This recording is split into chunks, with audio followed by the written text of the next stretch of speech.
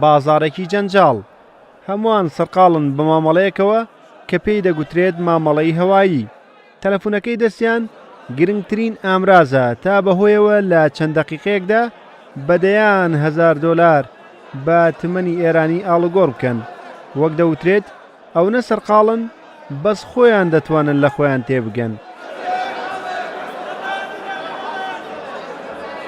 لێرە زۆرترین مامەڵەکان بە حەواڵە دەکرێت کە بەهاکەی هەرزانترە لە مامەڵەی کاش.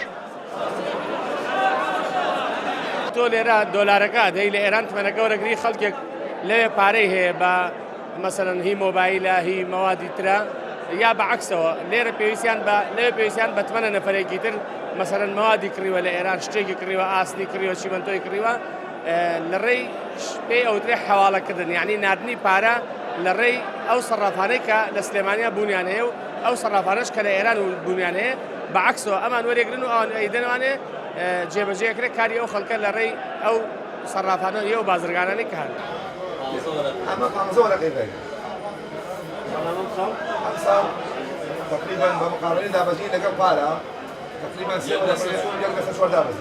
لە ماوەی ئەم هەفتەیەدا تمەن لە بەرامبەر دۆلاری ئەمریکی تا ڕادەیەک بەهاکەی بۆ گەڕایەوە. بۆ نمونە لە هەفتەی ڕابردوودا $100 ئەمریکی بەرامبەر 1,900,000 تمەن بوو، بەڵام لە ئێستادا $100 بەرامبەر 1,410,000 تمەنە بە کاش و بەرامبەر بە 1,470,000 تمەنە بە حەواڵە. ئەو نرخانەش بەردەوام لە گۆڕانکاریدایە. بەهۆی هەر گۆڕانکاریەکیشەوە دەیان کەس لێرە سوودمەند یان زەرمەند دەبن.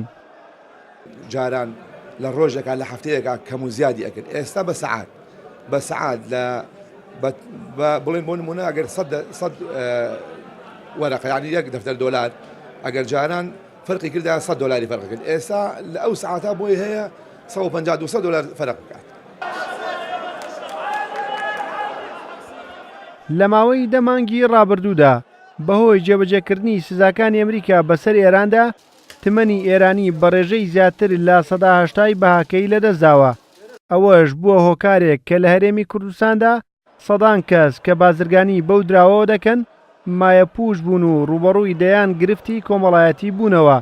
لە ئێستاشدا بڵاوبوونەوەی هەر هەواڵێک لەسەر پەیوەندیەکانی نێوان ئێران و ئەمریکا ڕاستەخۆ کار دەکاتە سەر دابەزین و بەرزبوونەوەی بەهای تمەن و ئەوەی ژوای کردووە مامەڵەکارانی ئەو دراوە بەوریاییەوە مامەڵەی پێوە بکەن. ڕێبازیوە کورسات نیوز، سلێمانی.